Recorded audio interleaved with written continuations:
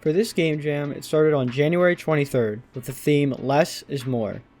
Now I could go with the obvious choice, less health, more damage, or less health, more speed, but I thought these choices were a bit too obvious.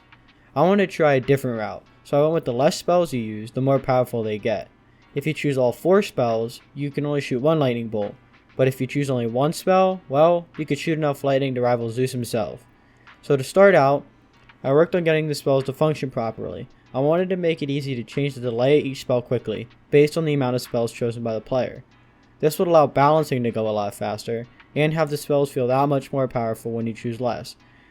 To start out, I got a basic fireball and zap in. You can see me working on an animation here for the explosion. I wanted to make sure each spell felt very good to use, so I wanted to go with less spells, but really polish them up.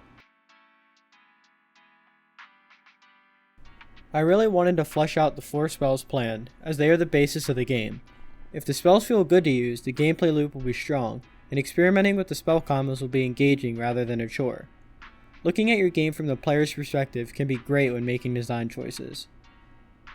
In the video, you can see that I have all 4 spells implemented. I got the basic spells such as the Zap and Fireball to scale to start out, then looked into the other spells. If you only use 1 spell, I wanted it to be way more powerful than normal to bring the theme into the forefront. An example of this is when the ice is your only spell. It will leave ice pools on the ground that have a chance of spawning more ice, as well as slowing the enemies. I didn't have time to add sprites for when the enemies were slowed, so I just adjusted their hue to make them light blue when they're slowed. When the boulder is equipped alone, it fully traps a single enemy while dealing massive damage. It can even deal damage to enemies in the area. The lightning spell by itself is my favorite, as it spawns more lightning at the end of the shock. The fireball alone causes huge explosions while being able to fire very quickly. After the spells were implemented, I started to work on the enemies. Given it is a game jam, I didn't have the time to fully make unique enemies. To help speed up the development, I decided to use the same base salamander, but give each its own elemental attack similar to the player, with small variations to the salamander sprite. This means the fire salamander will shoot fireballs, the boulder salamander will try to trap the player, the ice salamander will shoot ice, and the lightning salamander will shoot lightning. Along with this, I made a basic salamander that doesn't try to use any spells, but rather just runs at the player trying to damage it.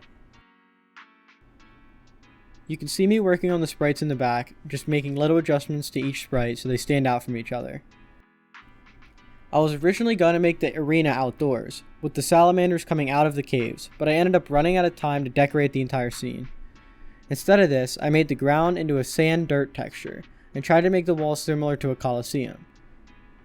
Along with this, I had to make sounds and music quite quickly, as time was running out, so I just made some sounds with my mouth and spent around 10 minutes on music. The audio actually came out pretty good despite this though.